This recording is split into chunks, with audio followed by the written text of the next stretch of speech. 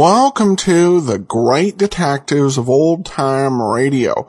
From Boise, Idaho, this is your host, Adam Graham. If you have a comment, send it to me, box13@greatdetectives.net. Follow us on Twitter at Radio Detectives and become one of our friends on Facebook. Facebook.com/Radio Detectives. Before we do get started, I want to encourage you, as you're making your travel plans for the holidays, remember JohnnyDollarAir.com. JohnnyDollarAir.com is a Priceline affiliate. So you get all the benefits of going through Priceline.com, such as being able to name your own price on hotels, rental cars, airline tickets, and more, or being able to choose from published specials. Plus, part of your purchase price goes to support the Great Detectives of Old Time Radio at no additional cost to you. So remember, JohnnyDollarAir.com. And now it's time for us to take a listen to another previously lost episode of yours truly, Johnny Dollar, with John Lunn. Today we'll be playing the William Post matter. The William Post matter original air date was September 22nd, 1953. And before it was the second of two lost episodes. The Oscar Clark matter that aired September 15th, 1953 is still lost. And we played the episode prior to this, the Lester Matson matter back on June the 22nd. So this would of 2012. So this would have played in June or July of 2012 if we'd had it at the time. But at any rate, from September 22nd, 1953, the William Post matter. Wrigley's Spearmint Chewing Gum, the refreshing, delicious treat that gives you chewing enjoyment, presents for your listening enjoyment John Lund as Johnny Dollar. Ray Kemper, Johnny. Oh, hello, Mr. Kemper. Are you available? Oh, very much so. We insured a Mrs. William Post, New York City. She was killed last night. Yeah, how? Murdered. A private detective named Paul Sachs and a lawyer named George Simon found her in her apartment. She'd been stabbed to death. Any suspects? Yeah, her husband, William Post. Lieutenant Roseman of the 5th Precinct is handling the case. Contact him. He expects you. Okay, I can leave in an hour.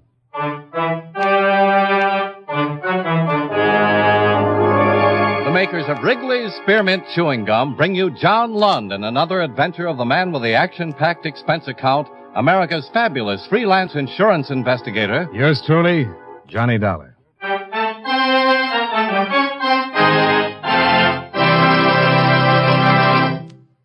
For refreshing taste, plus chewing enjoyment, treat yourself to delicious Wrigley's Spearmint Chewing Gum.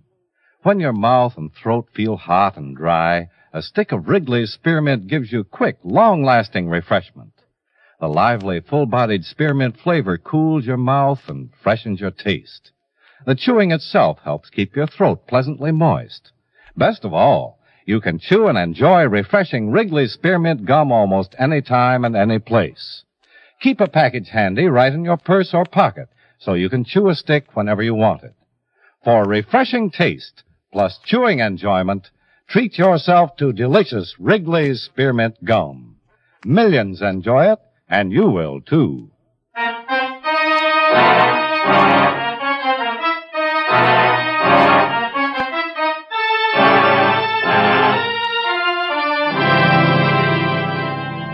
Expense account submitted by Special Investigator Johnny Dollar to Home Office, Columbia All Risk Insurance Company, Hartford, Connecticut. The following is an accounting of expenditures during my investigation of the William Post matter. Expense account item 1, $18.90, train fare and incidentals between Hartford and New York City. I arrived in the afternoon, registered at the hotel, and rented a car, which I drove to the 5th Precinct Police Station, where I met Lieutenant Roseman, an old friend. I haven't seen you in a long time, Johnny. How's it going? Oh, can't complain. You're a lieutenant now. Yeah, getting up in the world. Well, how about filling me in on this Post killing? Sure. The woman's name is Teresa Post. Married to William Post, banker. She was found last night in her apartment, stabbed 4 times. Gag shoved in the mouth, apartment robbed. A private detective named Sachs found her, huh? Uh-huh. And Mrs. Post's lawyer. George Simon. Right. They both arrived at the apartment about the same time. Both had appointments with the victim. They got worried when she didn't show up. Found the janitor, and he opened the apartment for them. They discovered her lying on the floor in the bedroom. What was missing? According to her husband, all her jewels, about $15,000 worth.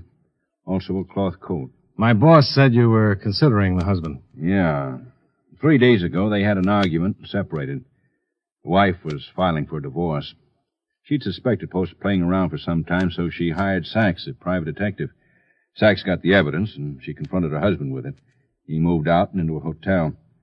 Sachs and the lawyer were supposed to meet her at 8 o'clock so that Sachs could turn over the evidence on her husband to the lawyer.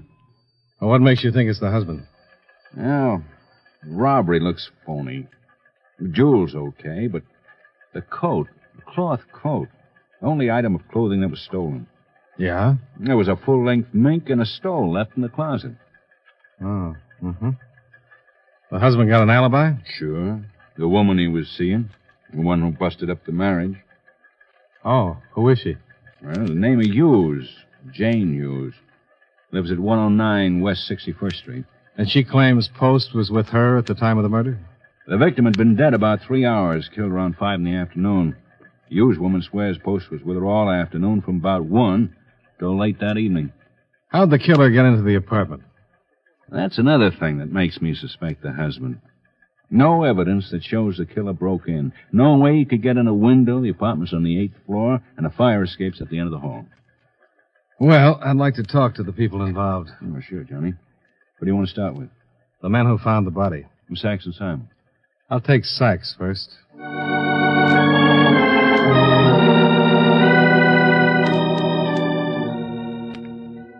Rosamond gave me the address of the private detective, and I drove over to 52nd Street where I located my man. Paul Sachs was small, with a sour look and a wet handshake. What can I do for you, boy?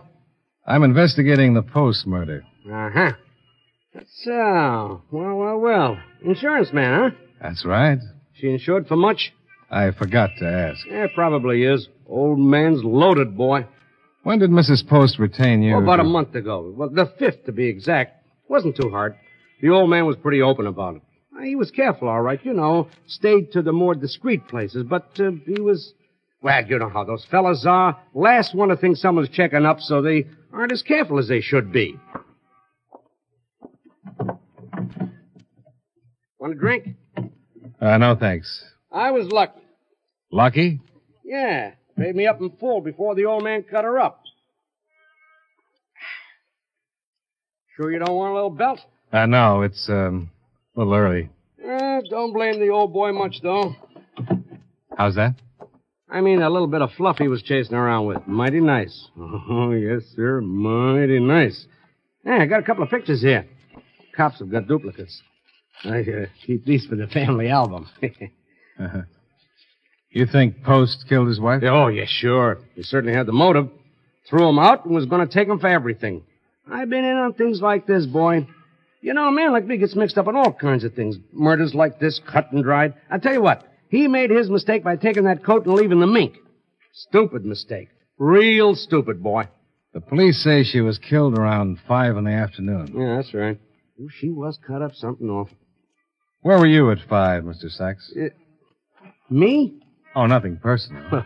You're barking up the wrong private detective, boy. I didn't have no motive. I was right here in my office. Didn't finish work till around 6. I've got other cases, you know. Can you prove you were in your office? Can I prove? Well, boy, if I gotta prove it, I'll prove it. But there ain't no motive, boy. Why would I want to kill her, huh? You ain't thinking, boy. When you've been investigating as long as I have, you won't run around asking ridiculous questions like that. Yeah, I should be ashamed of myself. Well, Mr. Sachs, it's been a real pleasure. You gotta go, boy? Yeah, I'm afraid so, but it's been charming. Good. You need any help? Just give me a call. Oh, I'll do that, boy.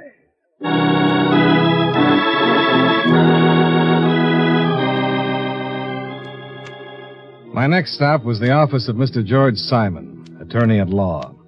The surroundings were a little different from Sachs's private pig pen. A big suite of offices with a big suite of secretaries. George Simon greeted me with a professional smile and offered me an overstuffed chair. Yes, I arrived at Mrs. Post's around 5 minutes to 8. My appointment was at 8 sharp. When did Sachs arrive? He was already there, waiting in the hall. He said he'd just come up in the elevator, but that Mrs. Post had not answered his ring. Lovely fellow. You met him? Yes, a few minutes ago. Well, we waited in the hall, thinking that Mrs. Post was late and due to arrive at any minute. 10 or 15 minutes later, I got worried. I knew how important the meeting was, and I couldn't understand why she'd forget it. I had talked to her that afternoon. What time? That I talked to her? Oh, I'd say around 3. She seemed all right? Well, she wasn't particularly happy about the situation. They'd been married for 7 years. But other than that, nothing else seemed to be bothering her? If it was, she didn't mention it. All right, you waited for about 5 or 10 minutes. Yes. Then I located the janitor and had him unlock the door. We found Mrs. Post in the bedroom. I called the police immediately. Did Mr. Post know that you were meeting with his wife? I have no way of knowing that. Do you think he killed her? No, I don't think he's the type to kill anyone. Mrs. Post was certainly going to get a sizable settlement. She was going to ask for one.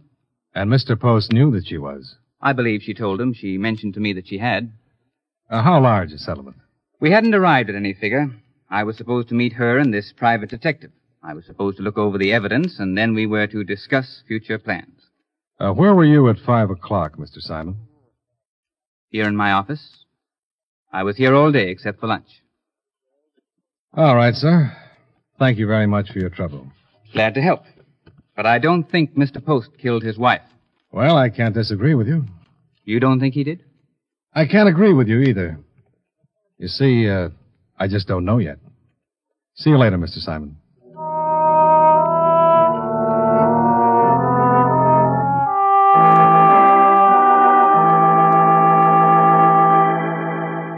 The next person on my list was Miss Jane Hughes, the reason for the marital rift between William Post and his wife.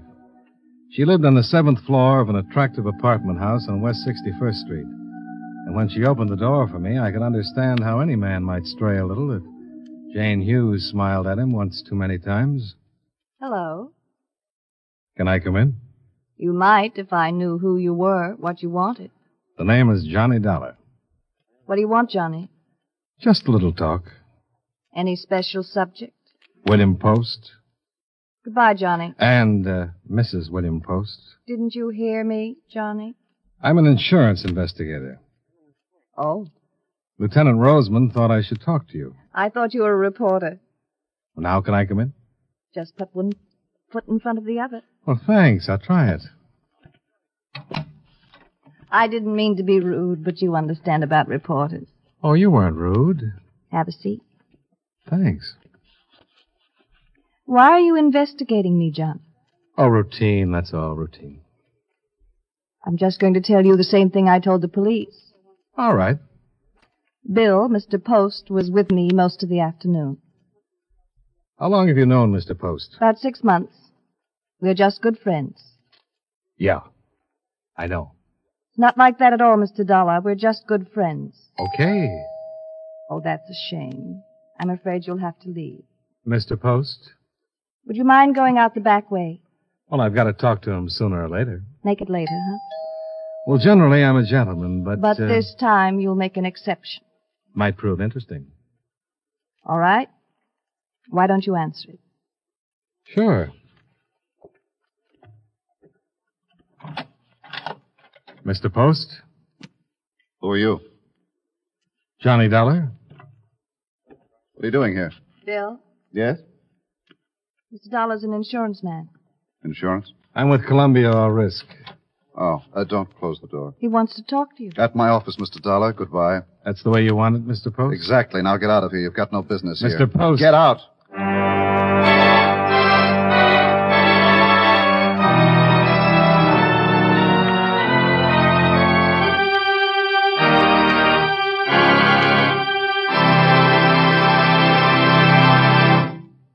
Friends, no matter what kind of work you do, it's a real help to chew delicious Wrigley Spearmint Gum right while you're working. When you're warm or tired, for instance, the lively, full-bodied spearmint flavor is really refreshing. It helps keep your mouth and throat feeling cool and moist. Chewing on that smooth, good-tasting piece of Wrigley's spearmint makes the time pass more pleasantly, too. It seems to make your work go smoother and easier. Keep a package or two of Wrigley's Spearmint Chewing Gum handy all the time. Enjoy chewing Wrigley's Spearmint while you're working and at other times. That's Wrigley's Spearmint Chewing Gum. Healthful, refreshing, delicious. And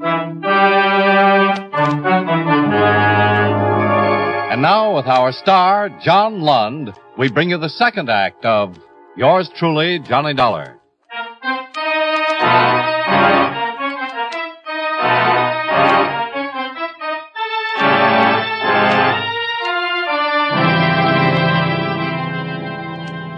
On the police list, William Post was the number one candidate for the killing of his wife.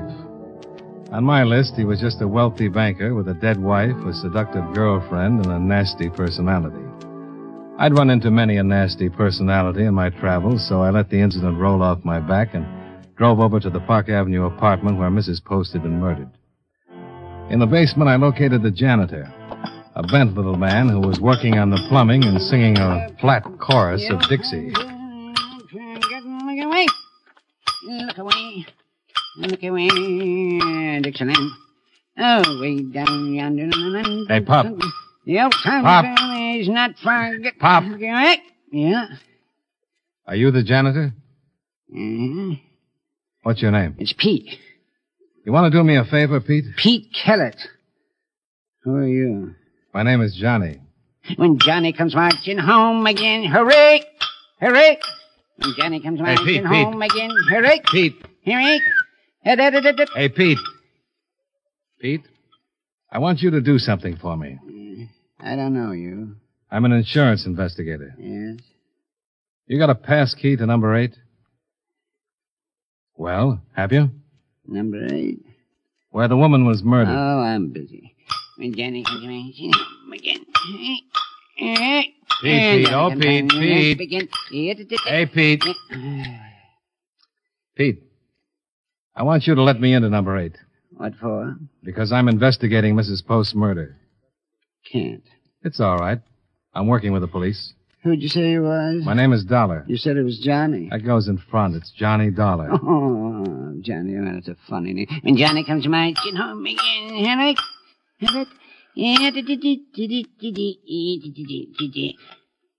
ain't nothing for you to see in number 8. I just want to look over the place. Why?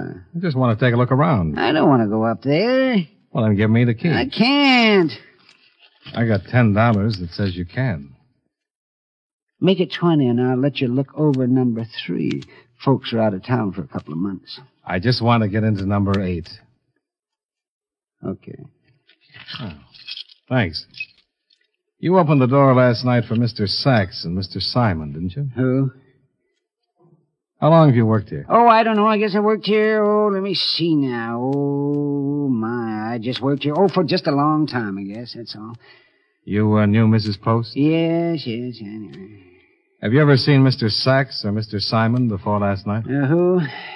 The men you let into Mrs. Post's apartment. I saw him last night. I never saw him before.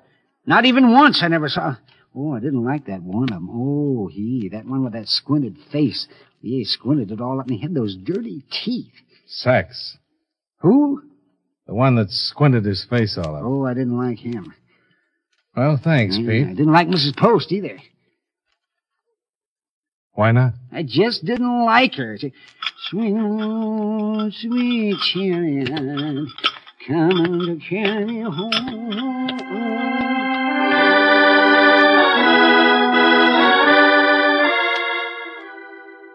I let myself into number 8 and took a good look over the whole place. There was still blood on the bedroom floor, but everything else had been cleaned up, and there was nothing that gave me any ideas. The mink coat and stole were still in the closet. I went back downstairs to give Pete his keys, but the funny little man wasn't around. I left the keys on a bench near the furnace, went back out to my car, and drove to the hotel. I showered, shaved, wrote the first half of this report, and then started to go downstairs to have dinner.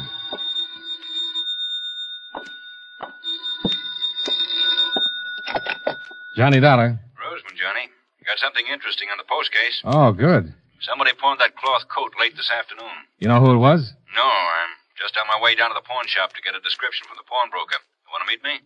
Where is it? 945 East 185th Street. I'll see you there.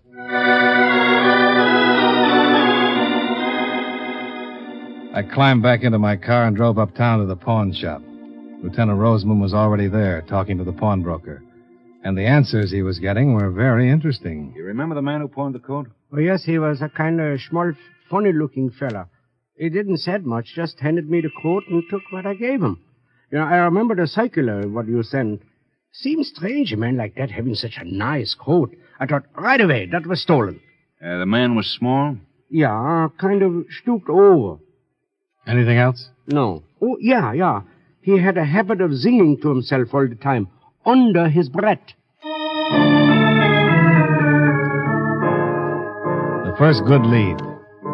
Roseman and I drove back to Mrs. Post's apartment and went down in the basement, where we found Pete Kellett asleep on an old cot. Hey, Pete. Pete. Come on, wake up.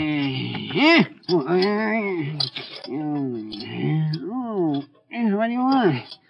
You remember me? Should I? I was down here this afternoon. Oh, I guess I do. You remember Lieutenant Roseman? Was he with you? Come on, Pete. We're going down to the station. Now? Yeah. You pawned a coat late this afternoon. Huh? A cloth coat. The one that was stolen from number 8. You pawned it. I don't know nothing about no coat. Let's go, Pete. Right now? Right now. Okay, but I ain't had much sleep. That plumbing, it keeps a man awake all night. Just let me get my shoes. I got shoes and you got shoes. Oh, God's children got shoes.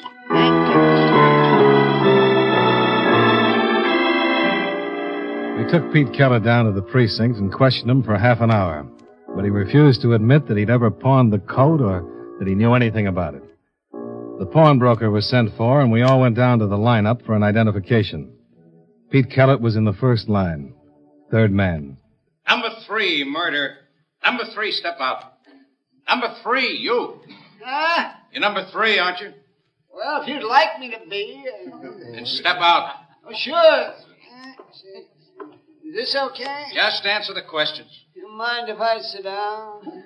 Just stand right there and face the front, hands at your sides. Oh, I'm awful tired. Plumbing keeps me awake all night. What's your name? Huh? I said, what's your name? Lieutenant. Oh, it's Pete. That's Where the you man. from? Pete He Kellett? is the Where one you that from? pawned the coat. Oh, what do you mean? You sure? I mean, Oh, where's your place of positively. residence? Oh. Sergeant Hanley, Yes, Lieutenant. number 3, hold for interrogation. Okay, you step back in line. Me? Yeah, you. Oh, I thought you wanted to hear where I was Step from. back. My goodness.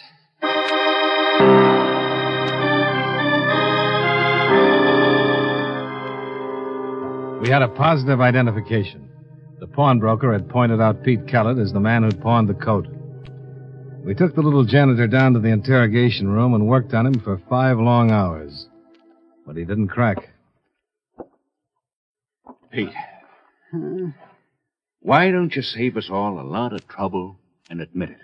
What? That you killed Mrs. Post. Oh, why should I admit that? You want me to tell the truth, don't you? Oh. Pete, Yes. you did pawn the coat, didn't you? Yes. Okay. Where did you get it? From Mrs. Post.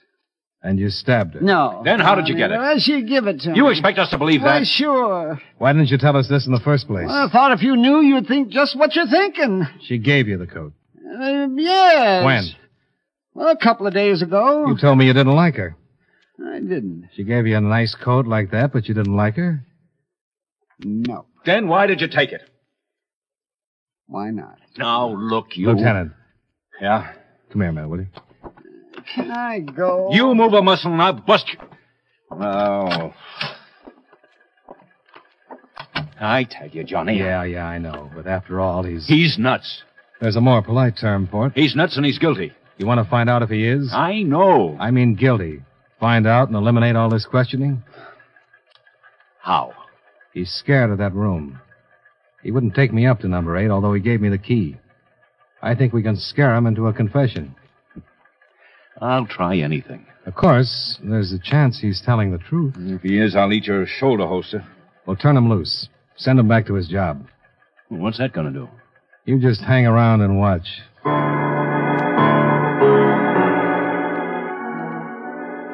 Roseman agreed to continue questioning Kellett for another half hour while I got things ready, then release him and take him back to the Park Avenue apartment. I left the precinct and drove to Jane Hughes' residence on West 61st Street. Oh, you'd better leave. Look, this is very important. Who is it? It's me, and I'm coming in. Now, Dollar, you listen to me. No, you listen. I don't like you, Mr. Post, but I've got a chance to clear up this mess and get back to Hartford, so I'll be far enough away to keep from belting you in the teeth. Now, we think we know who killed your wife. Well, who is it? The janitor of the building. Old Kellett? That's right, but we've got to prove it. I'll need your permission and Miss Hughes' help. I can't let Miss Hughes get involved in anything that might in any way... Okay. I'll see you later. Wait a minute, Johnny. What do you want me to do? Jane. It's all right. It's important to me. This hasn't been the most pleasant situation, Johnny, but regardless of what anyone thinks, I'm going to marry Bill. We're in love. I'll send you a box of rice if this works. What do you want me to do? I want you to be Mrs. Post. The dead Mrs. Post. What? Let him finish. I want you to go up in that apartment, dress like Mrs. Post, and call Kellett, the janitor. Tell him there's something wrong with the plumbing. Play it straight, as though nothing had ever happened. Are you out of your mind? You think... The police will be there. No. Let's go, Johnny.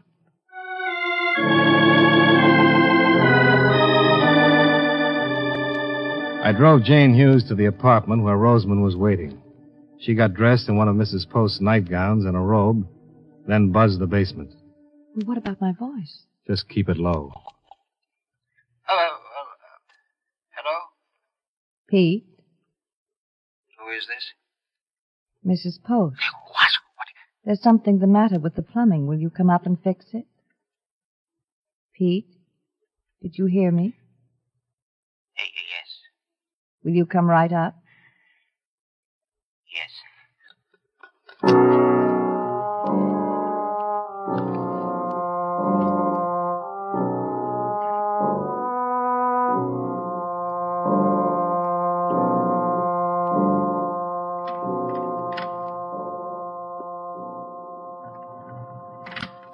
Here he comes.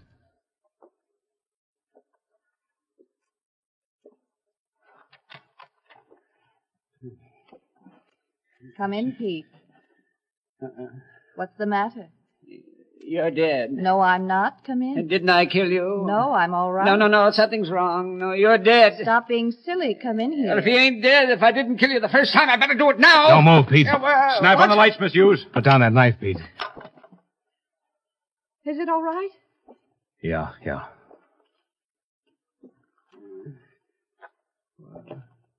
Why, you ain't Mrs. Post. No. Well, then she is dead. I did kill her. That's right, Pete. Oh, I feel better.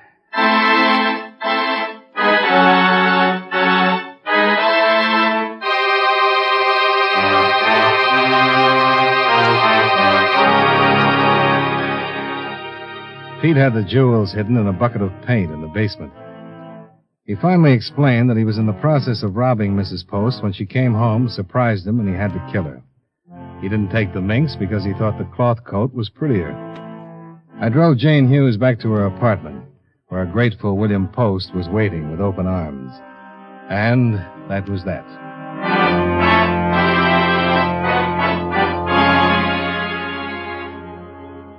Expense account item 2, $15.85 for a late dinner for Lieutenant Roseman and me, after which I retired to my hotel bed and slept for about 10 hours. Expense account items 3 and 4, $35.75, hotel bill and car rental. Item 5, $16.55, train fare and incidentals back to Hartford. Expense account total, $87.05. Yours truly, Johnny Dollar.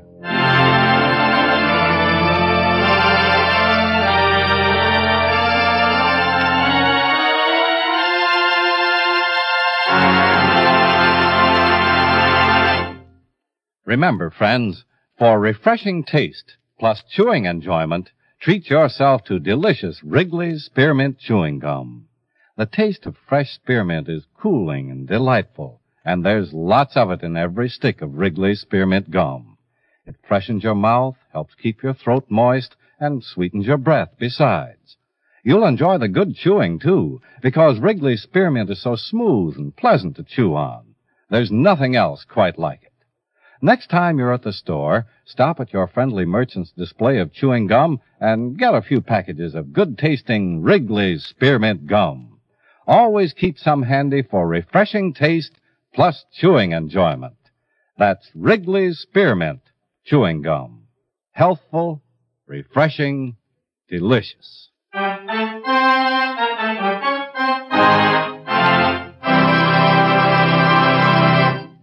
Yours truly, Johnny Dollar, brought to you by Wrigley's Spearmint Chewing Gum, stars John Lund in the title role and was written by Blake Edwards with music by Eddie Dunstetter. Featured in tonight's cast were Jack Moyles, William Johnstone, Benny Rubin, Charles Davis, Mary Jane Croft, Hy Everback, and Howard McNear. Yours truly, Johnny Dollar, is produced and directed by Jaime Del Valle.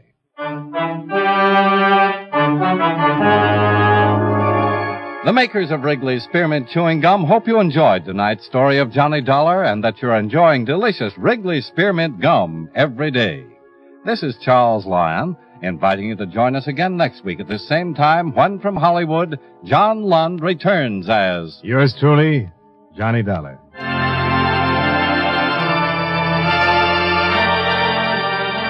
This is the CBS Radio Network. Welcome back. Well, a somewhat, a decent episode, a somewhat typical episode of, John Lund, Johnny Dollar. Definitely in 1953, there was a strong focus on stories that had Johnny working with the police. I've nicknamed them sort of insurance, procedurals. And we see that, at work here. This episode aired about 6 months after the CBS police procedural The Lineup left the air. And I have to say that this episode, while Johnny often confronts or meets up with police characters played by William Johnstone, this episode comes the closest to be a Lineup meets Johnny Dollar episode. You had William Johnstone in this as a police lieutenant. You had a lineup with Jack Moyles as the sergeant running the lineup. And you had Howard McNear playing the type of part he never played. A quirky eccentric. Of course, that's tongue-in-cheek.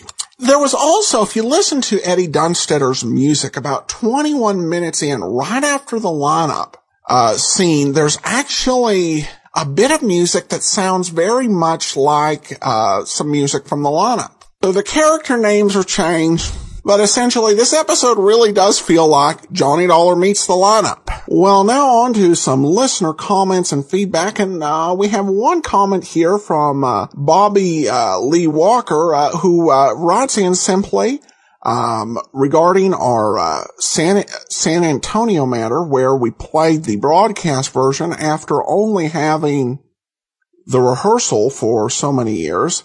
I like the broadcast version better. I agree, and I'm so glad that people will now be able to enjoy that broadcast version in much higher quality so they can really get a feel for what a great story the San Antonio matter was. Well, this concludes our look at lost episodes of Yours Truly, Johnny Dollar. So we'll be back to just Johnny Dollar on Fridays, and coming next Tuesday, get ready for Larry Haynes in the series Easy Money. It's going to be a fun 4 weeks. Well, we will be back tomorrow with the adventures of Philip Marlowe. In the meanwhile, send your comments to box13@greatdetectives.net. Follow us on Twitter at Radio Detectives and become one of our friends on Facebook. Facebook.com/Radio Detectives. From Boise, Idaho, this is your host, Adam Graham, signing off.